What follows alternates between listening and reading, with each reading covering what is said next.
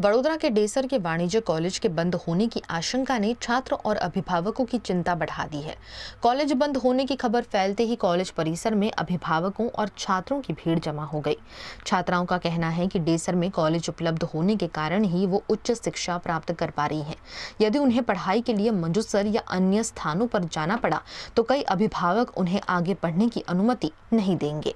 મારું નામ પરમાર યુવરાજસિંહ અરવિંદસિંહ છે। હું સિહોરાનો રહેવાસી છું। અત્યારે ડેસર તાલુકાની અંદર એક કોલેજ આવેલ છે, જે કોલેજ મંજૂસર લઈ જવા માટે માંગણી કરેલી છે।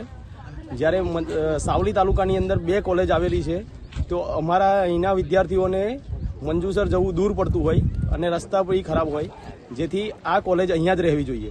BSM 5 માં ભણું છું અને હું છાડિયાથી આવું છું।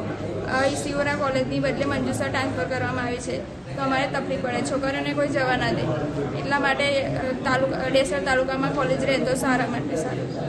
स्थानीय लोगों का कहना है कि यदि कॉलेज बंद हुआ तो ग्रामीण क्षेत्र के विद्यार्थियों विशेषकर छात्रों के भविष्य पर गंभीर असर पड़ेगा।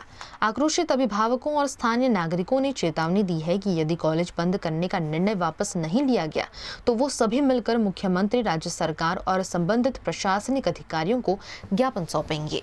કોલેજ આવતીકાલે જઈ રહી છે, મંજૂસર ટ્રાન્સફર થઈ રહી છે, એટલે બધા જ છોકરાઓ કાલે ભેગા થયા હતા કોલેજના બધા સ્ટુડન્ટો, અને કહેવામાં આવ્યું કે આ કોલેજ હવે જઈ રહી છે। એટલે અમે ગામના આગેવાનો ઘણા બધા આવ્યા છે અહીંયા આગળ, અને અમે એ અહીંયાથી ના જાય એના માટે પ્રયત્ન કરી રહ્યા, કેમ કે અમારા ડેસર તાલુકાની અંદર માત્ર એક આ કોલેજ છે, કેમ કે સાવલી બરોડાની અંદર તો ઘણી બધી કોલેજો આવેલી છે, અને અહીંયાથી અમારી દીકરીઓ અને દીકરાઓને 20 કિલોમીટર 25-40 કિલોમીટર દૂર નહીં જઈ શકે।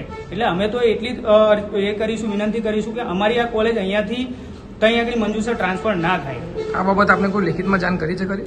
ના, અત્યારે તો કોઈ લેખિતમાં જાણ નહીં કરી, પણ હવે અમે લેખિતમાં આવેદનપત્ર આપીશું આગળ કલેક્ટરને। જો જરૂર પડશે તો અમે બધા જ કોલેજના સ્ટુડન્ટો સાથે અમે ગાંધીનગર બી જવા તૈયાર છીએ।